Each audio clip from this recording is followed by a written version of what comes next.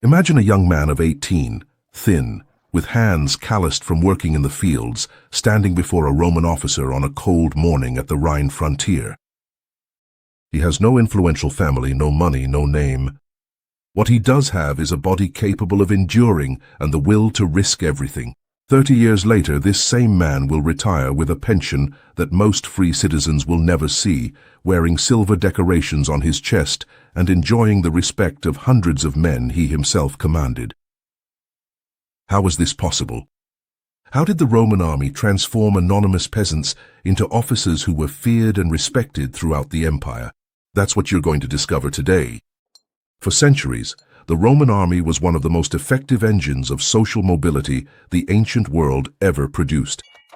The Roman legion was not just a tool of war, it was a complete career structure with tiered salaries, promotions based on merit, and rewards that could change a man's life forever. And most people have no idea how this system actually worked from the inside. Let's step into this world now. Before talking about promotion, salary, or decorations, you have to understand where it all began. Because the Roman military career wasn't open to just anyone, and the entry requirements already said a lot about the system the soldier was about to encounter. To enlist in the Roman legion, the candidate had to meet certain objective requirements. He had to be a Roman citizen, be at least about 1.70 meters tall, which, in Latin records, appears as about 5 Roman feet and 10 Roman inches, and had to pass a physical examination conducted by recruitment officers called probatio. This examination assessed strength, endurance, eyesight, and overall health. There was no room for romanticism. If the body was not up to standard, the candidate was dismissed on the spot. Those who passed received the status of tiros, or recruit, and the life of a tiro in the first months was a systematic and intentional destruction of everything he knew. The historian Vegetius, whose work Epitoma Rei Militaris is one of the most comprehensive sources on the workings of the Roman army, describes in detail how the training was designed to remake the man from scratch. A daily march of more than 30 kilometers with full equipment. The famous impedimenta, which included armor, weapons, food supplies, and construction tools that could weigh up to 40 kilos. Mandatory swimming to cross rivers during campaigns. Fencing with wooden stakes twice as heavy as real weapons so that actual combat would feel lighter. Building entire camps at the end of a day's march. The goal was not only to create physically capable soldiers, but to create men who thought, reacted, and survived as a unit. The Roman legion was a collective organism, and every Roman legionary had to understand his role within it before anything else. The training period lasted on average 4 months for basic skills, but the actual training process was ongoing. A Roman soldier was never done being evaluated, and this constant assessment was the driving force behind everything that followed. At the end of training, the recruit took the sacramentum, the military oath. This was a moment of great significance in Roman culture. The soldier swore loyalty to the emperor, to the legions, and to Rome. Breaking this oath was considered not only a crime, but a kind of desecration. This was the moment when the tiro ceased to be a candidate and officially became a miles gregarious, an ordinary soldier of the legion. And this is when the career clock started ticking. One of the questions that arouses the most curiosity when talking about the life of legionaries is simple and direct. How much did they earn? The answer is more complex than it seems, because the salary of Roman soldiers varied considerably over the centuries and depended on the position held. But it is possible to paint a fairly clear picture. In the time of Julius Caesar, in the 1st century BC, the annual salary of an ordinary legionary was 225 denarii. Augustus raised this amount to 225 denarii per year, maintaining the same base, but with a system of bonuses and gifts that could double or triple the sum received during years of victorious campaigns. Domitian, at the end of the 1st century AD, increased the base salary to 300 denarii. Septimius Severus, at the beginning of the 3rd century, went even further and raised it to 600 denarii per year. To give an idea of what these figures represented, an unskilled agricultural laborer earned about 1 denarius per day, or around 300 denarii per year, but without guaranteed housing, without food provided, without equipment paid for by the employer and with no prospect of retirement. The Roman soldier, even at the lowest rank, benefited from all of this included in his service. And so, the salary was only one part of the financial puzzle of a Roman military career. There is a level of detail about how Rome structured pay, battle bonuses, and the mandatory savings mechanisms for legionaries that goes far beyond what can be covered in a single video. I've gathered all of this, including comparative salary tables by rank and analyses of major military reforms, in my book, The Art of War of the Roman Army, Strategies and Tactics that Shaped the World. If you want to learn more after the video, the link is pinned in the comments. But there were deductions. The Roman army deducted from the salary the cost of food, equipment, and items such as the camp tent. These deductions were called deductio and were recorded in administrative documents, some of which have survived to this day, like the Masada papyri, which show with surgical precision what a soldier actually received. What was deducted and what remained. What remained was deposited into a mandatory savings account managed by the army itself. Each legionary had an account with his unit, and part of the salary was withheld to ensure that the soldier would finish his service with some savings. This measure protected the soldier from himself, from the risk of spending everything on gambling or in the taverns at the frontier posts, and ensured that retirement would not be a financial collapse. In addition to the regular salary, there was the system of donativa, extraordinary gifts given by the emperors on special occasions, accession to the throne, imperial anniversaries, significant military victories. These gifts could be substantial. When Augustus died and Tiberius took power, the soldiers received gifts equivalent to several months' salary. When an emperor wanted to secure the loyalty of the legions during times of political instability, the donativa could be even more generous. And after all that, there was the final reward of the career, the premia militia, the reward for completing service.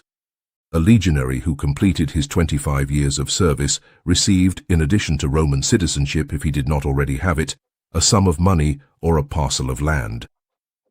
In the time of Augustus, this amount was 3,000 denarii, more than 13 years' wages for an ordinary worker, handed over all at once. That was the minimum, because for those who rose through the ranks, the numbers increased exponentially. To understand how career progression worked in the Roman army, you first need to have a clear picture of the hierarchical structure, because Roman ranks were not just honorary titles. Each position came with specific responsibilities, concrete privileges, and above all, a completely different salary. At the lowest level was the miles gregarius, the ordinary soldier. Above him, already with significant distinctions, were the principals, the specialists, and non-commissioned officers who performed technical or supervisory roles within the century. Among the principals, there was a variety of specialties: the tesserarius, responsible for distributing the daily passwords of the camp; the optio, direct assistant to the centurion and the natural candidate to replace him; the signifer, the standard bearer of the century, who was also responsible for the soldiers' financial administration; and the cornicon, in charge of sound signals during battles and maneuvers. These intermediate positions were the first real step on the ladder of advancement. A soldier who demonstrated intellectual abilities, reliability, and a certain natural leadership could be promoted to one of these ranks by his centurion. And the difference in pay was immediate. The signifer, for example, received 1.5 times the salary of an ordinary soldier, which was called the sesquiplicarii. Other specialists could receive up to double the pay, known as the duplicarii. But the big leap, the transition that truly changed a man's life within the Roman ranks, was the promotion to the rank of centurion. The Roman centurion was the operational heart of the legion. He commanded a century of 80 men, not 100 despite the name, because the standard Roman century of the Principate was made up of 8 contubernia, each consisting of 10 men. It was the centurion who led the daily training, enforced discipline, and commanded the century on the battlefield. Vegetius is explicit. The quality of a centurion determined the quality of a century, and the quality of the centuries determined the outcome of a battle. And the centurion's pay reflected this importance.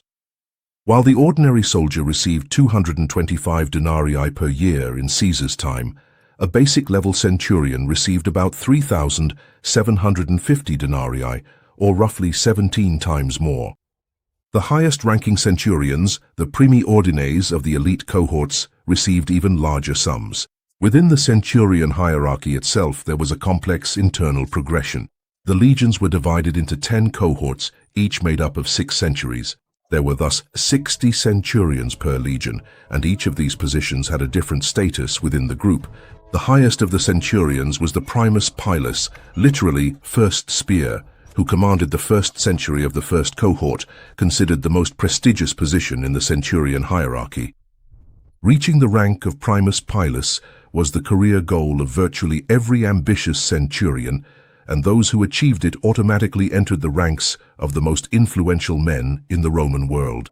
Above the centurions were the senior officers, the tribuni militum, 6 per legion, and generally drawn from equestrian or senatorial families. The praefectus castrorum, the camp commander, was often a former primus pilus who had climbed even higher up the ranks. And at the top of the legion was the legatus legionis, the general commander appointed by the emperor. It was a pyramid of power and pay, and each level had to be earned, rarely granted. The most important question about promotions in the Roman army is also the most debated. Was the system based on merit or on political connections? The honest answer is both, but with different weight depending on the rank. For promotions at the level of ordinary soldiers and principals, merit was the dominant factor. A centurion observed his men daily. He knew who arrived first at training, who performed the movements with the most precision, who kept his equipment in order, and who remained calm under pressure. Promotions at this level were essentially decisions made by the centurion, confirmed by the cohort command. No forms, no committee. It was the officer's word on his subordinate's performance, but there was also a formal mechanism of recognition that contributed to promotions, the causae probatio. These were the documented justifications for promotion that were recorded in the unit's archives. These documents have survived in fragments. Some Egyptian papyri preserve military administrative records that show exactly how promotions were justified and archived. The system was bureaucratic, permanent, and traceable. For promotions to the rank of centurion, the process was more complex. It was possible to be appointed by the centurion of the century himself, by a tribune, or even by the legate of the legion. But it was also possible for soldiers with connections, relatives in influential positions, or civilian patrons with access to the commander to obtain a privileged appointment. What was not possible was to reach the rank of centurion by being a mediocre soldier. The responsibility was too great, and an incompetent centurion posed a real danger to all the men under his command. Polybius, writing about the Roman army during the Republican era, describes with admiration how commanders selected centurions. They looked not for the most reckless, but for the most steadfast. Not those who sought individual glory, but those who held the line when everything was falling apart. It was a philosophy of leadership radically different from that of many warrior cultures of antiquity, which valued individual heroism above collective cohesion. There was yet another alternative path for a Roman military career that deserves particular attention: the evocati. When a veteran completed his term of service and received an honorable discharge, the honesta missio, he had the option to re-enlist voluntarily but in a privileged status. The evocati were exempt from the heaviest and most routine camp duties, enjoyed special treatment, and were frequently used as instructors or for special missions. It was a way for the army to retain the experience of veterans without forcing them to serve under the same conditions as young recruits. The system as a whole created something rare in the ancient world: a functional meritocracy, imperfect but real. A man with no name, no influential family, and no inherited wealth could, if he was good enough and lucky enough, reach positions that would grant him power, wealth, and lasting respect. To talk about a career in the Roman army without talking about discipline is like talking about construction without talking about stone. Discipline was the foundation of everything, and it was enforced with a consistency that bordered on relentless. The Roman disciplinary system was codified and hierarchical. The lightest offenses, being late to training, poorly maintained equipment or short unauthorized absences were punished by the centurion with fines deducted from pay or with extra duties. The centurion carried a vine staff, the vitis, which was both the symbol of his rank and an instrument for physical punishment. He had the right to strike any soldier under his command for disciplinary infractions, and this authority was recognized and legal. For more serious offenses, the system escalated to a higher level. Abandoning one's post in combat, stealing from comrades, desertion. These military crimes could result in demotion, dishonorable discharge, or more severe corporal punishments. Dishonorable discharge, ignominiosa missio, was devastating not only practically, but also socially. The soldier lost all accumulated rights, all decorations, and any prospect of retirement.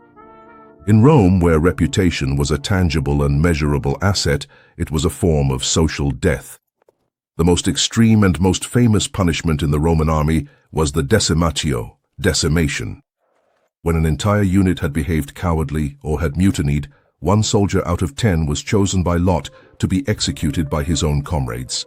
The execution was carried out with stones and wooden sticks. It was brutal, deliberate, and public. And it was effective not because it was often applied, it was extremely rare, but because the mere possibility of its existence changed the calculation for every soldier in a situation of panic or temptation to mutiny. But here is something that most people are completely unaware of about the Roman army, and it radically changes the way we understand all this discipline. The system that seemed built solely for punishment was, in practice, one of the most elaborate systems of positive recognition in the ancient world. For every possible punishment, there was an equivalent or even greater reward, and these rewards were taken just as seriously as any punishment, sometimes even more so. This is where the story of the Roman army becomes truly fascinating, because the Roman military reward system was not a decorative detail of the hierarchy.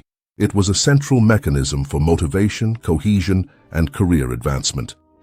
And it was built with a level of sophistication that still impresses today. Roman military rewards, known as dona militaria, were divided into categories, and each category conveyed something specific about what the soldier had done to earn it. The most basic was public verbal recognition, the laudatio, given by the commander in front of the entire assembled unit. In a culture where honor was a supreme and tangible value, being publicly praised by one's commander carried real weight. It was the first formal step of recognition. And even soldiers who would never receive a material decoration deeply valued a sincere laudatio. Above that, there were physical decorations. The torque was a metal collar, often made of silver or gilded bronze, worn around the neck. The armilla was a metal bracelet, also generally made of silver or gold. The phalae were decorative metal discs attached to a leather harness and worn over armor during ceremonies and parades. A complete set of phalae, usually 9 discs, was one of the most visually impressive decorations a soldier could display. Let's take advantage of the fact that I'm talking about military rewards.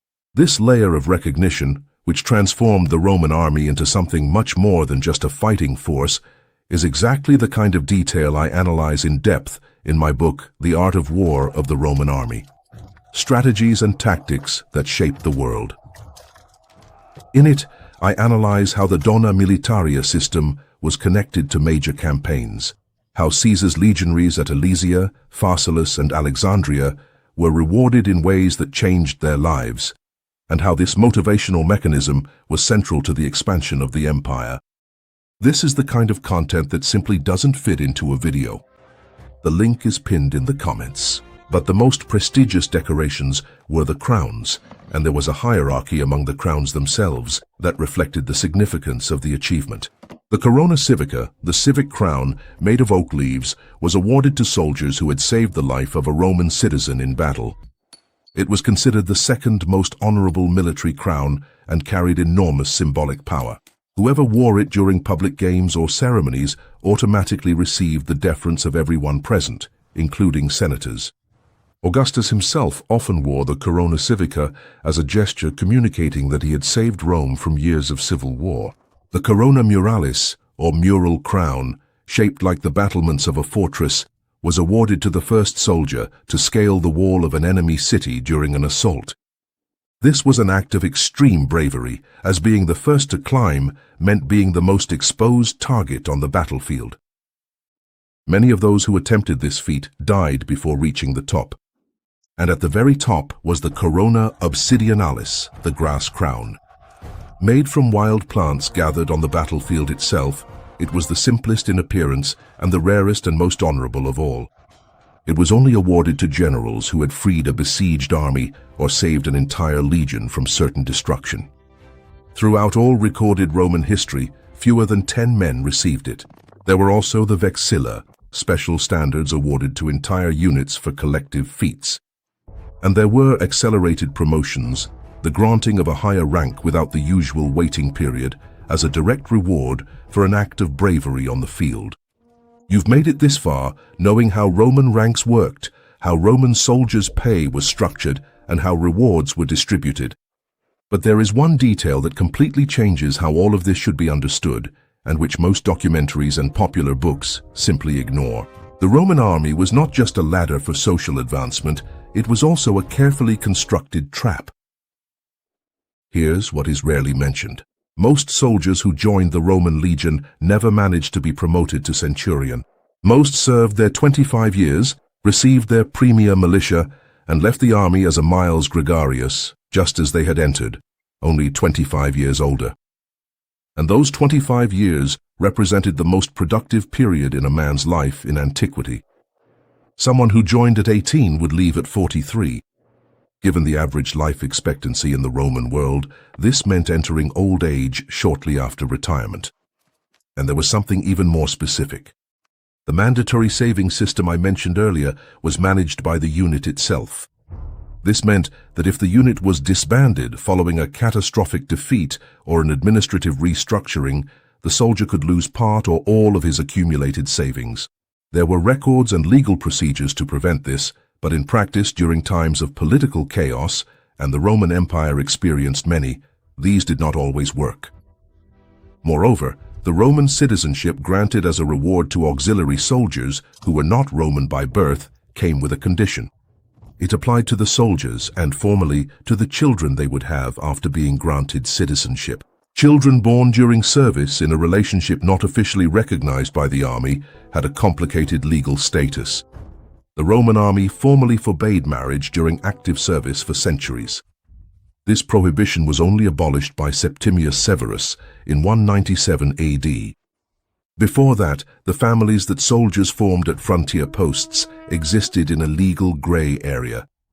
This revealed the true nature of the contract that the young soldier signed when taking the sacramentum. He gave up the central decades of his life to an institution that offered protection, structure, and reward, but also defined the limits of what his personal existence would be during all that time. And here lies the deepest irony. It was precisely this total structure, this complete control over the soldier's life, that made the Roman army so effective. Men without property, without legally recognized families, without any prospect of immediate return, these were the most committed soldiers. Not because they blindly loved the army, but because the army was their life. To conquer was to survive. Advancing in the hierarchy was the only way to move forward. 2,000 years ago, the Roman army discovered something that modern organizational psychologists are still studying today. When you completely align an institution's incentives with the personal survival of its members, you create a loyalty that goes far beyond contractual obligation. If you ask any specialist in Roman military history what the central figure in the functioning of the legions was, the answer will almost certainly be the same: the Roman centurion. Not the general, not the emperor, the centurion. And understanding why the centurion held this role is to understand the deeper logic of how Rome built and maintained its military power for centuries. Those who have made it this far, following every detail of this career structure, are the ones who truly love the history of Rome. And it is exactly for this type of person that I wrote The Art of War of the Roman Army, strategies and tactics that shaped the world. This is not superficial content.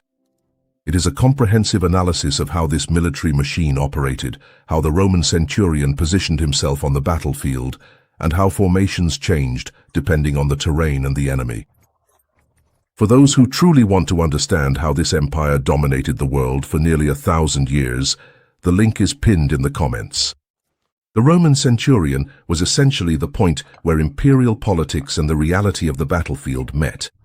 Above him were officers with political training, careers that passed through the Senate or the imperial court, ambitions that went beyond the legion. Below him were soldiers who carried out orders that depended on leadership to function. The centurion was the only point in the hierarchy where true leadership, combat experience, and institutional authority were combined in a single person. He was the first to enter the battle line and the last to leave it. His wounds were in most cases on the front. Medical and archaeological records from Roman military cemeteries consistently show that centurions had injury patterns on the front of their bodies, unlike ordinary soldiers who often suffered wounds to the back during disorderly retreats. The centurion did not retreat in disorder. He was the anchor of the entire line. Talio Severo, a fictional centurion but constructed from dozens of real profiles documented in Roman inscriptions and military records, represents the kind of career path that the Roman system made possible. Born into a family of farmers in Narbonese Gaul, he enlisted at 18 in the 8th Augusta Legion. He spent the first 10 years as an ordinary soldier and was promoted to optio by his centurion for demonstrating organizational skills during a supply campaign on the Rhine. 6 years later, his century lost its centurion during a skirmish with Germanic tribes, and Talio took over command on the spot with enough effectiveness that the cohort command confirmed him in the position. At 42, he was a second-class centurion in the 3rd cohort. At 53, after a career that had taken him from Germania to Britain and from Britain to Syria, he retired as Primus Pilus, the highest-ranking centurion in the legion. His funerary stele, in the style of the dozens of Roman military steles preserved in museums across Europe and the Middle East, would have listed every post he held, every campaign, every decoration received. Not because it was mandatory, but because it was the only way for a man without a noble family to leave a permanent record that he had existed and that he had mattered. If the career of an ordinary soldier advanced at a gradual pace during times of relative peace, the great military campaigns of the Roman Empire acted as radical accelerators of this entire process. A decisive battle could accomplish in a single day what years of ordinary service could not achieve, making a soldier visible to his superiors, creating sudden opportunities for promotion through the death of officers, generating rewards on a scale that regular pay could never provide. Julius Caesar's campaign in Gaul between 58 and 50 BC is a perfect laboratory for understanding this mechanism. In 8 years of campaigning, Caesar led his legions into battles that killed and enslaved entire populations. The figures that Caesar himself records in his Commentari de Bello Gallico are impressive and have been the subject of historiographical debate for centuries. But what matters from the perspective of a Roman military career is the following.